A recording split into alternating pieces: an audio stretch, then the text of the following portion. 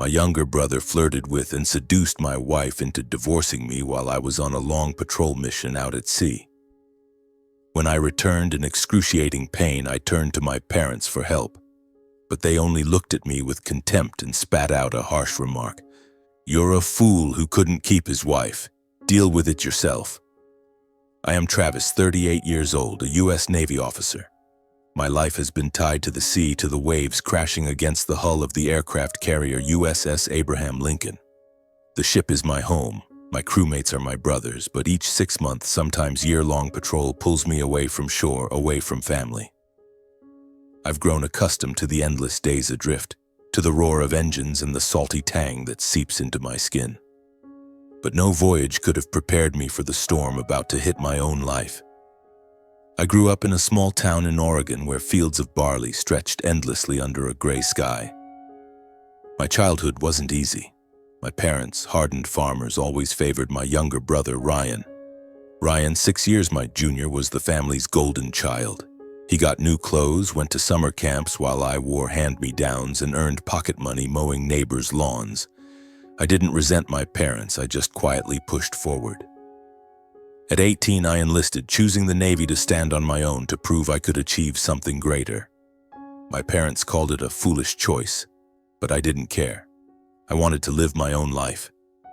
The Navy gave me everything: discipline, purpose, and a second family on the ship. I climbed the ranks from a lowly sailor to a commanding officer. I took pride in standing on the deck, watching F-18s take off, knowing I was part of the machine protecting our country. But the cost was time. Long deployments meant missing birthdays, anniversaries, and the quiet moments with loved ones. I thought I could endure it as long as I had a place to return to. That place was Lily, my wife. We met 6 years ago at a small coffee shop in San Diego. She, a 32-year-old accountant, had a warm smile and eyes that sparkled like the sea at dawn. I was captivated from the first glance.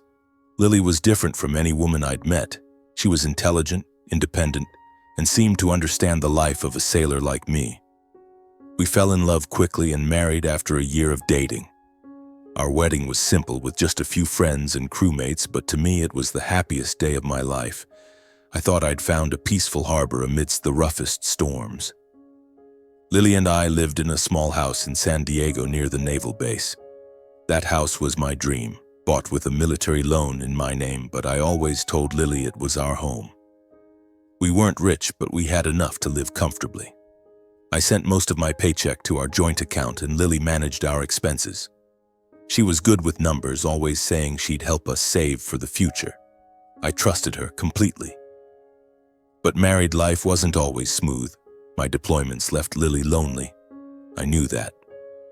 Once she said, her voice tinged with sadness, "You love the sea more than me, don't you?" I laughed, hugged her, and promised to make it up when I returned. I tried.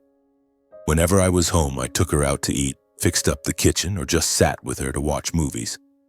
But shore time was always fleeting. I'd board the ship again, leaving Lily with promises that everything would be okay. The last time, before a 10-month patrol in the Pacific, I noticed something different. Lily was more distant. She started developing new habits, unlike before. It wasn't necessarily bad, but it left me uneasy. The day I boarded the ship, Lily saw me off at the port. She hugged me, but that hug felt cold, lacking the familiar warmth. "Take care, Travis," she said, then turned away quickly. I watched her walk to the car, feeling like a piece of my heart was left behind on the shore. On the ship, I threw myself into work, trying not to dwell on it. But every night, lying in my cramped bunk, the sound of waves against the hull reminded me that something was cracking. I thought I could fix everything when I returned. I thought my love for Lily was strong enough to overcome distance, time, and doubts.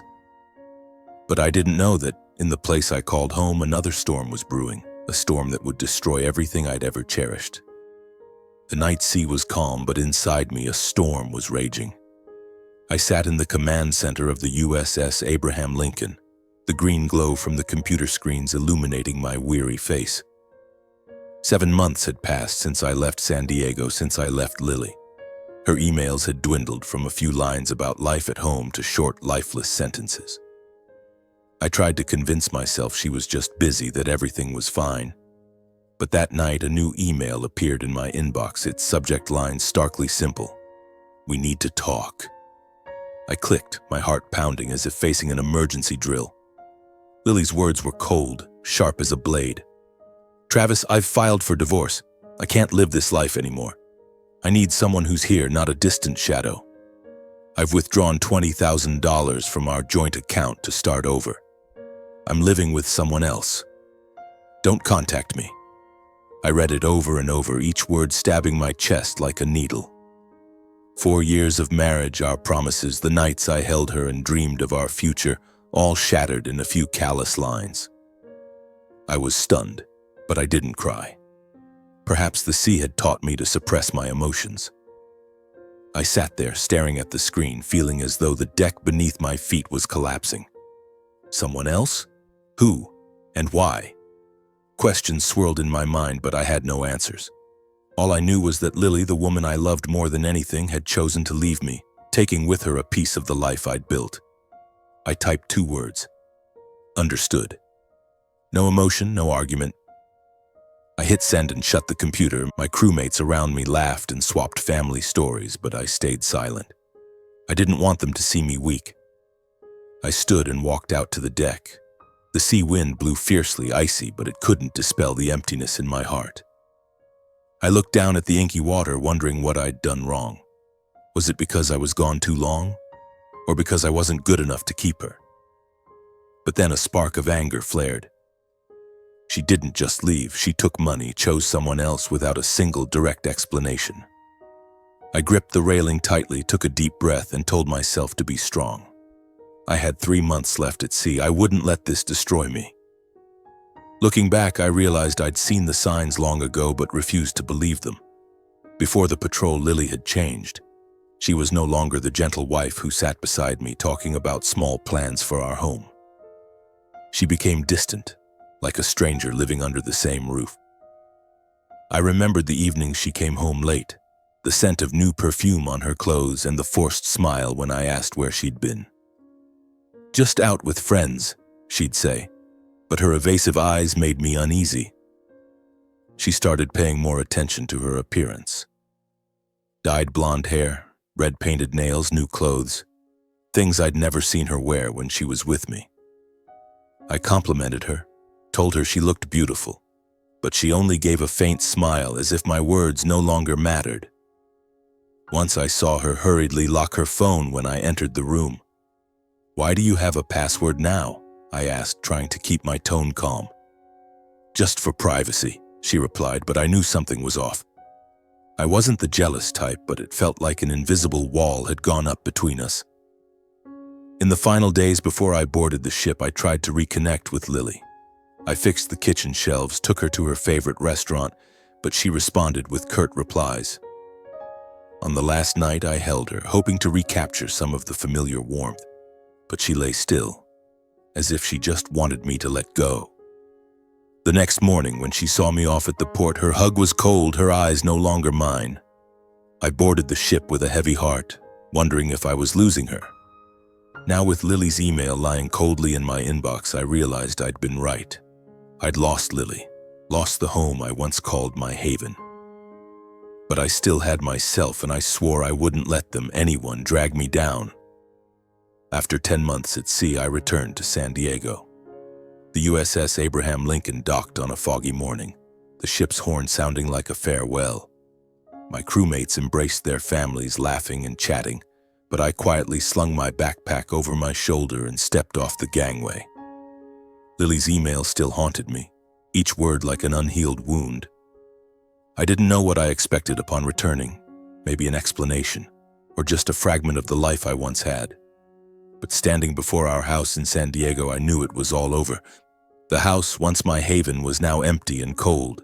The front door was ajar, dust coating the porch. I pushed it open, the hinges creaking like a reproach. The furniture was nearly gone. The sofa, the dining table, the painting we'd hung on the wall, all vanished. Only a few items remained: a broken mug, some old books, and a crumpled blanket on the floor. The musty smell hit me as if the place had been abandoned long ago. I stood in the living room feeling like a stranger in someone else's home. Lily had moved out, taking every trace of our 4 years of marriage. I checked the bedroom. The closet was bare except for a few of my shirts hanging forlornly. My heart sank, but I didn't cry. The sea had taught me to keep my pain inside. I left the house and drove to Oregon where my parents lived. I wanted to find some familiar comfort in my hometown. But throughout the drive, my mind swirled with 1,000 questions. Who was Lily living with? Why did she do this, and why didn't anyone tell me? The road to my hometown was long and weary, the golden barley fields under the midday sun reminding me of my childhood, a childhood full of unfairness. Ryan, my younger brother, was always my parents' focus. He was spoiled, given everything, while I had to fend for myself from a young age. I'd tried to bury those memories, but now they returned, sharp and painful. When I arrived at my parents' house, the sun was setting. The old wooden house looked the same, with its weathered porch and wilted flower pots. Before I could knock, I noticed a car parked in the yard. From inside, laughter echoed, familiar and heartbreaking. I froze when I saw Lily step out hand in hand with a man. I squinted, trying to make sense of it, and then my heart seemed to stop. It was Ryan, my brother. At 32, with a triumphant smile, he had his arm around Lily's waist as if she'd belonged to him all along. They were affectionate, laughing, then got into the car and drove off right before my eyes. I stood there, unable to believe what I'd just seen. Lily, my wife, and Ryan, my own flesh and blood, had betrayed me in the cruelest way. I pushed open the door and stormed into the house, my anger surging like a tidal wave. My parents were in the living room, Dad reading a newspaper, Mom knitting. They looked up, momentarily surprised to see me, but there was no warmth in their eyes. "Travis, why didn't you tell us you were coming?" Mom asked, her tone indifferent. I didn't mince words. "Lily and Ryan, you knew about this, didn't you? Why didn't anyone tell me?" My voice trembled, not from sadness, but from rage. Dad folded his paper and sighed. "It's done, Travis. Who can you blame? Lily needed someone by her side, not a man who's always at sea." His words hit me like a slap. I looked at Mom, hoping for an explanation, but she only nodded in agreement. "Ryan's good to Lily. He cares for her, unlike you, always gone. You were foolish, couldn't keep your wife, and now you've lost her. You deserve it." I was stunned. My parents, the family I trusted, were siding with Ryan, defending him as if I were the one at fault. "Ryan's my brother," I said through gritted teeth. "He stole my wife, and you call that right?" Dad smirked, his voice dripping with contempt. "You're a Navy officer who's good for nothing. A failure in your own family. Don't blame Ryan." I stood there, feeling another knife twist in my chest. From childhood, my parents had favored Ryan. They bought him a car when he didn't even have a steady job, while I took out loans for college. I sent money home every month, but they used most of it to support Ryan. I'd thought family bonds would overcome everything, but now I realized I was just an outsider in this family. "What did I do to make you treat me like this?" I asked, my voice hoarse. Mom looked at me, devoid of emotion. "You chose your path, Travis. Don't expect anyone to pity you." I left their house without another word. Outside, the sunset blazed red like blood, but inside me there was only darkness. Lily, Ryan, my parents, all the people I loved most had turned their backs on me. I got in my car, determined to get answers. I sped toward Ryan's apartment, about 30 minutes away. I didn't know what I'd do when I faced him and Lily, but I needed to confront the truth, no matter how painful. The streets of Oregon stretched before me, as hazy as my mind. An empty house, a broken family. I had nothing left to hold on to. But amidst the pain, a thought sparked. I wouldn't let them destroy me. I am Travis, a sailor, and I will rise again, even if I have to start from scratch. The road to Ryan's apartment wound through fields of wilted golden barley. The sunset fading, giving way to darkness. I pressed the gas pedal, the roar of the engine drowning out the chaotic thoughts in my mind. But memories like waves kept surging, pulling me back to my childhood, a time when I was always the outsider in my own family. I remembered the days when Ryan and I played in the fields behind our house. I, a scrawny kid, always gave Ryan everything. The new bike, the bigger slice of cake, even our parents' praise.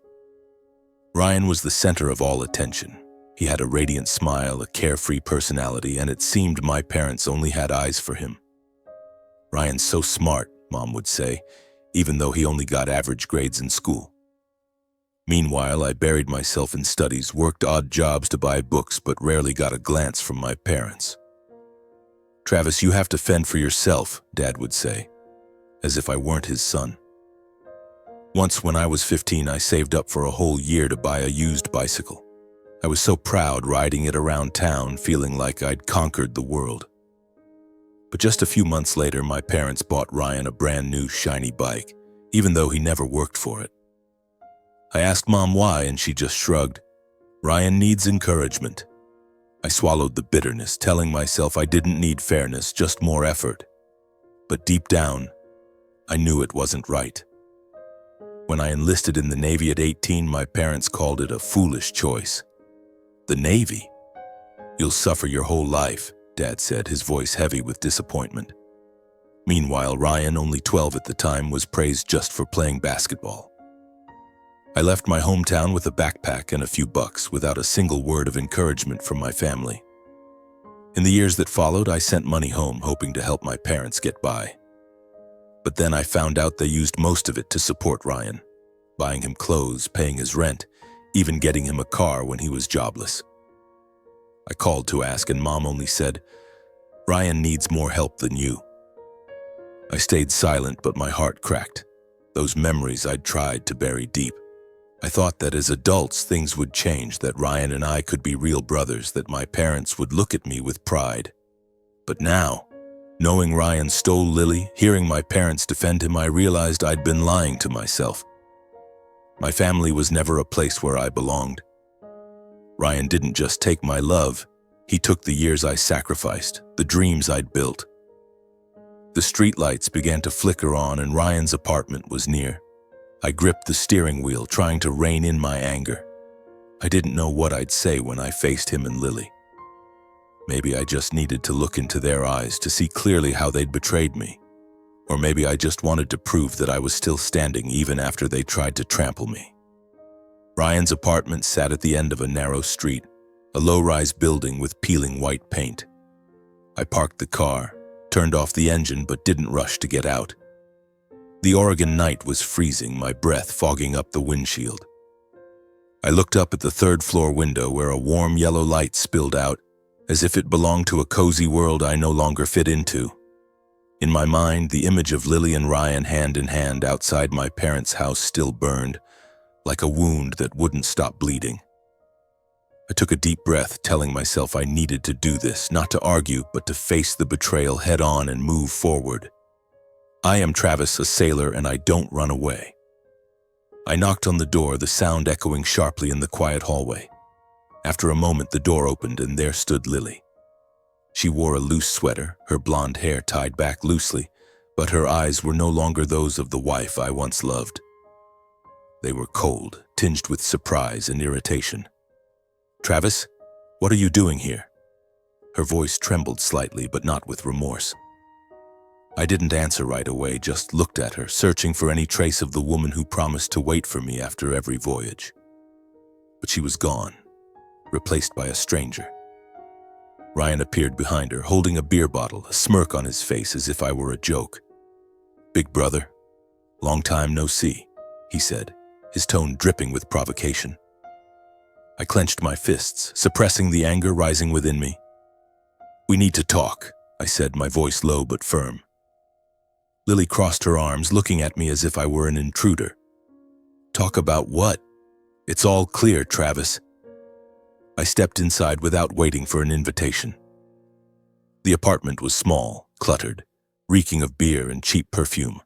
This was the place Lily chose to leave me, to leave us. "You couldn't keep me, could you?" Lily spoke first, her voice sharp as a blade. "You were always on that ship, leaving me alone. Ryan was here, he understands me, cares for me. What do you even know about me anymore?" Her words hit me like a slap. I wanted to yell that I'd sacrificed everything, sleepless nights at sea, sending money home so she could live comfortably, dreams I put on hold for her.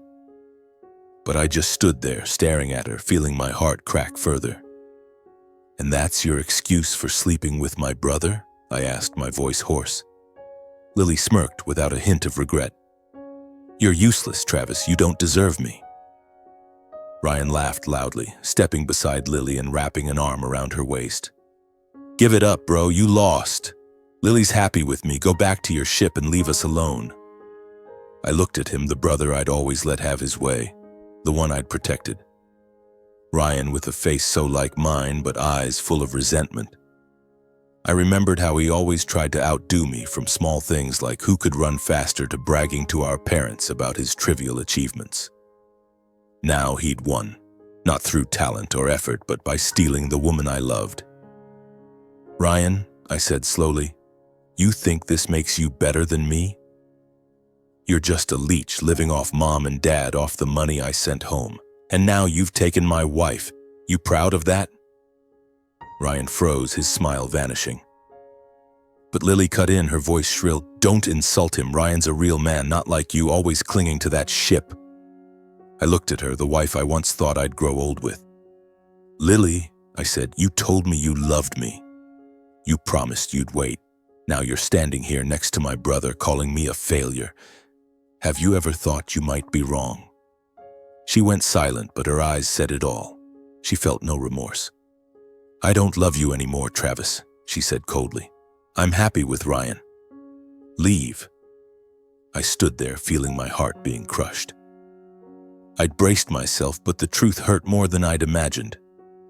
Ryan smirked, raising his beer bottle as if toasting his victory. "You heard her, bro. Get out." I said nothing more. I turned and walked out, the door slamming shut behind me like a final full stop. Outside, the wind cut like ice, but I felt nothing but emptiness. I'd faced them, looked straight at their betrayal, but it didn't ease my pain. Instead, it was like a final knife, severing the last thread tying me to Lily, to Ryan, to what I once called family. I got in the car and drove off into the darkness. The streets of Oregon were hazy, like the future ahead of me. I didn't cry, but my heart was heavy. I'd lost everything, my wife, my brother, and my faith in family. But amidst the pain, a spark flickered. I still had myself. I am Travis, a sailor, and I'd survived storms at sea. I would survive this one. I pressed the gas, leaving Ryan's apartment behind, leaving Lily and her insults. I didn't know where I was going, but I knew one thing: I wouldn't let them define me. I would rise again, even if I was alone. In the days following my confrontation with Lily and Ryan, I was like a ghost. I returned to San Diego, staying temporarily in a small rental room near the naval base, trying to focus on work to forget the pain. But the divorce proceedings, like a massive wave, dragged me into a harsh reality. I sat in the lawyer's office, facing stacks of papers filled with words and numbers, feeling as though I were signing the death certificate of our 4-year marriage. Through her lawyer, Lily demanded an equal split of our assets. The house in San Diego, which I'd bought with a military loan and put in my name, was irrelevant under California law. We were married, so she had a right to claim 50% of its value. I'd poured sweat, effort, and sleepless nights at sea into paying off that house, but now it was reduced to a number on a negotiation table. My lawyer, a middle-aged man with a calm voice, explained, "Travis, you could fight it, but your chances of winning are slim. The court will divide it equally." I nodded, saying nothing. I didn't want to argue, didn't want to prolong the pain. Our joint account, where I'd deposited most of my paycheck, was drained. Lily had taken $20,000 before sending the divorce email, and she demanded half of what remained. I had no separate account to protect myself, a mistake I'd regret forever. After weeks of negotiations, the court ruled Lily would get 50% of the house's value, equivalent to $150,000 and $30,000 from our savings. I had to sell the house to pay her, as I didn't have enough cash. The house, where I dreamed of building a family, was now just a debt. On the day we signed the divorce papers, I saw Lily at the courthouse. She wore a red dress, meticulously made up, standing confidently beside her lawyer. She didn't look at me, didn't say a word. I signed my name, my hand trembling slightly, but I kept my face expressionless. When it was over, she walked away without a glance back. I heard later that she and Ryan had moved to Miami, living lavishly off the divorce settlement. I didn't care. I just wanted to sever all ties with her, with the past. I left the courthouse and stepped onto the streets of San Diego. The sun blazed, but inside me was a void. I'd lost my house, a huge chunk of my assets and my faith in love.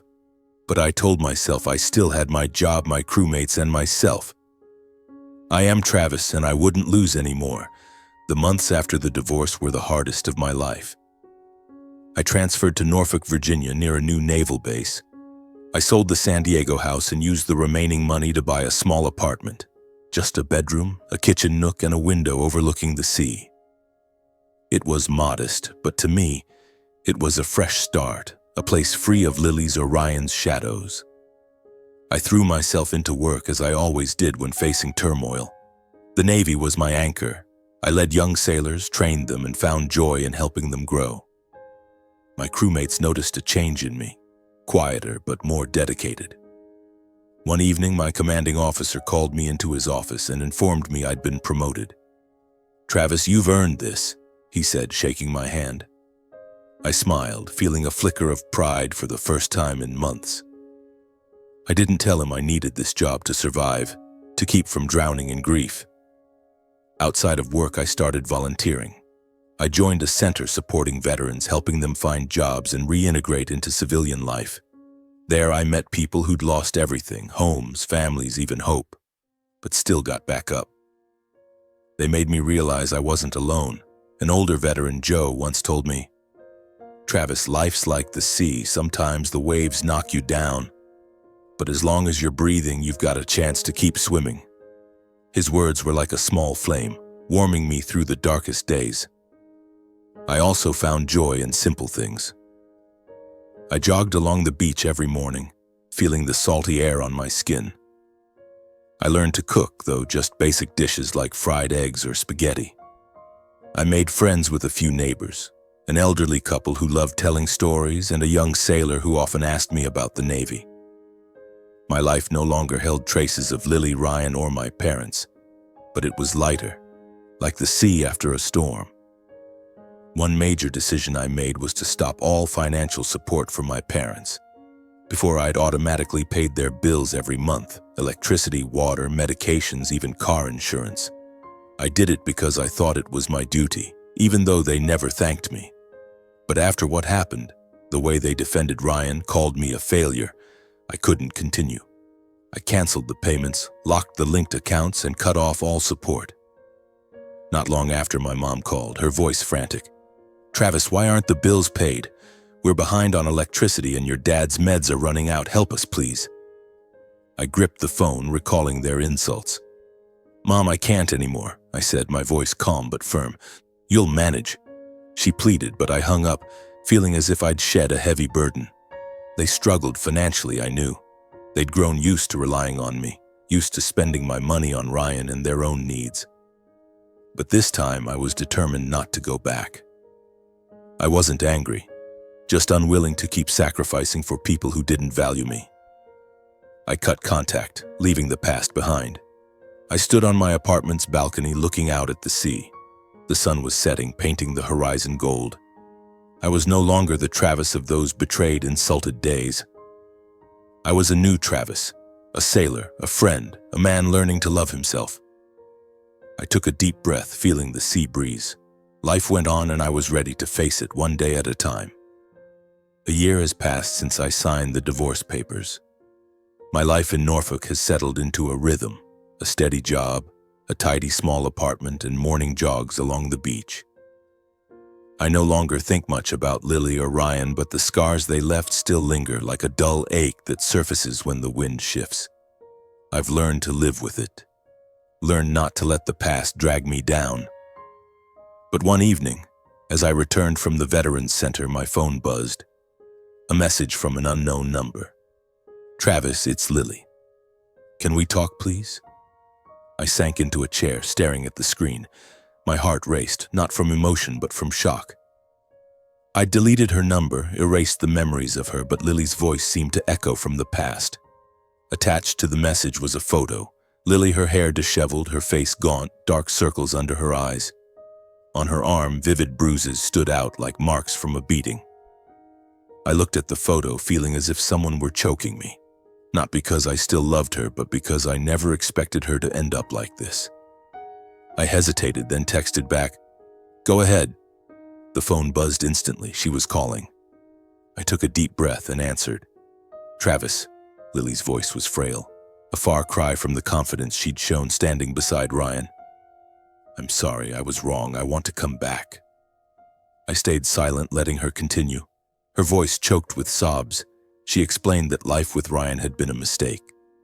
Ryan was an alcoholic, often drunk and abusive, leaving bruises like the ones in the photo. He'd squandered the divorce settlement on gambling and partying. They'd been evicted from their Miami apartment and were now crammed into a rundown motel room. "I realize you were good, Travis," she said. "I regret leaving you. Please give me another chance." I listened but felt nothing but emptiness. The woman who'd called me useless and who'd chosen my brother over me was now begging to return with a haggard face and bruises. I remembered the nights she and Ryan mocked me, her cold stare in the courthouse. "Lily," I said calmly, "you chose your path. I'm no longer your harbor." She cried, pleaded, said she had no one else, but I hung up without responding further. I looked out the window at the sea, shimmering under the moonlight. Strangely, I wasn't angry or hurt. I just felt relieved, as if I'd finally closed a door that had been open too long. Sometime later, I got news from Uncle John, my father's brother. He told me my parents were struggling financially since I'd stopped supporting them. They'd sold land to pay debts and moved to a smaller house, but no one reached out to me. Ryan and Lily, from what I heard, were still mired in misery. He was addicted. She was scraping by with odd jobs. Part of me once wanted them to pay, but now I only felt pity. They'd chosen their paths, and I no longer held any resentment. My life in Norfolk grew more meaningful. I was promoted again, becoming one of the most respected officers. Work kept me busy, but I found joy in mentoring young sailors, helping them navigate challenges I'd once faced. I continued volunteering at the Veterans Center, where I not only helped others, but also healed myself. New friends, from Joe with his war stories to the neighbor who brought over homemade cookies, became my new family.